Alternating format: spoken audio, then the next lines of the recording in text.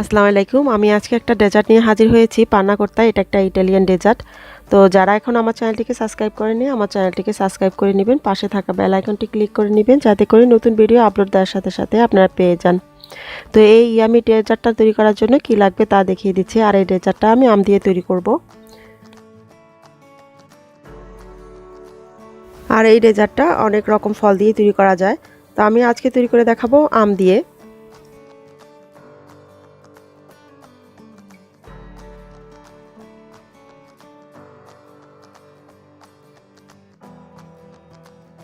আমি আমগুলোকে চামড়া ছাড়িয়ে এগুলোকে ব্লেন্ডারে ব্লেন্ড করে নিয়েছি। এখানে আমি আগার আগার পাউডার নিয়েছি, আর আপনারা চাইলে চায়না গ্রাস নিতে পারেন, জেলেটিনও নিতে পারেন। এখানে আমি আগার আগার পাউডার নিয়েছি 2 চা চামচ, আর পানি মিশিয়ে এগুলোকে মাইক্রোওয়েভে 10 মিনিটের জন্য গরম করে আমের পিউরির সাথে মিশিয়েও করতে পারবেন, কিংবা আমি এখানে কোয়ার্টার কাপ দিয়েছি চিনি, আপনারা আপনাদের স্বাদ অনুযায়ী কম বেশি করতে পারেন। দিয়ে এগুলোকে মিশিয়ে নিয়ে আমি আগার আগার পাউডারগুলোকেও দিয়ে দিব, দিয়ে মিশিয়ে নিয়ে চুলায় দিয়ে দিব।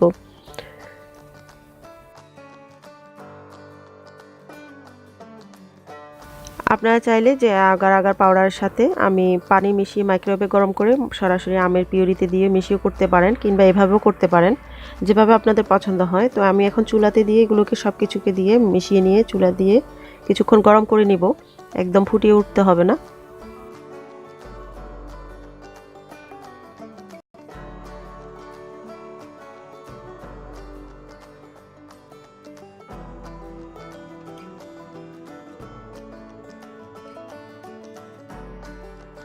আর দেখুন এরকম বুদবুদ উঠলে সাইড থেকে, তো আমি এখন আগুনের আঁচটাকে বন্ধ করে দিচ্ছি।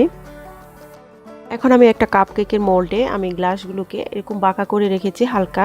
তো আপনারা চাইলে এভাবেও করতে পারেন, কিংবা এভাবে করলে সুন্দর একটা ডিজাইন হয় সেজন্য, কিংবা সোজা করেও দিতে পারেন। তো আমি এগুলোকে এভাবে বাঁকা করে এখন আমের পিউরিগুলোকে দিয়ে দিচ্ছি।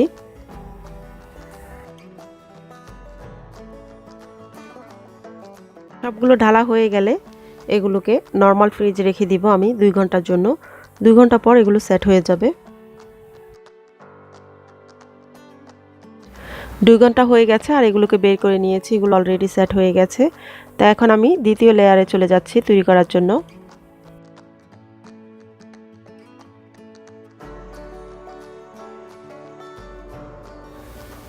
এখানে ক্রিম নিয়েছি আমি 1.5 কাপ, আর 1 কাপ নিয়েছি রেগুলার মিল্ক।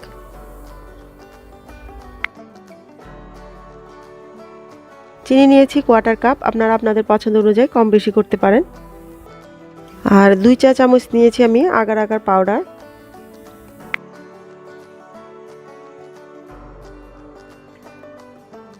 আমি একটা সসপ্যানে এখন দুধ, ক্রিম আর চিনি দিয়ে এখন চুলা জ্বালিয়ে দিচ্ছি।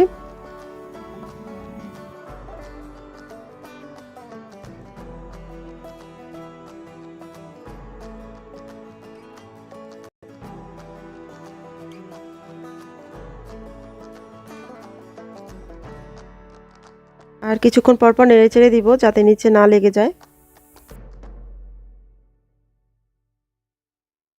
দুধটা যখন সামান্য গরম হবে, এখন এর থেকে নিয়ে আগার আগার পাউডারটাকে গুলিয়ে নিব।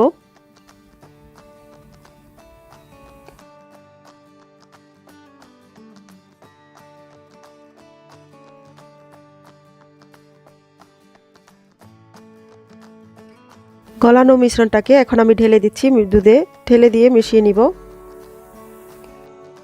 নেড়ে চেড়ে পুরোপুরি ফুটে ওঠার জন্য এখন অপেক্ষা করব।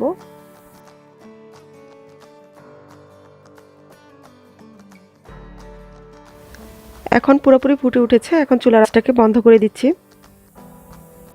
এখন দুধগুলোকে প্রতিটা গ্লাসে ঢেলে নিয়ে 1 ঘন্টার জন্য ফ্রিজে রেখে দিব, নর্মাল ফ্রিজে।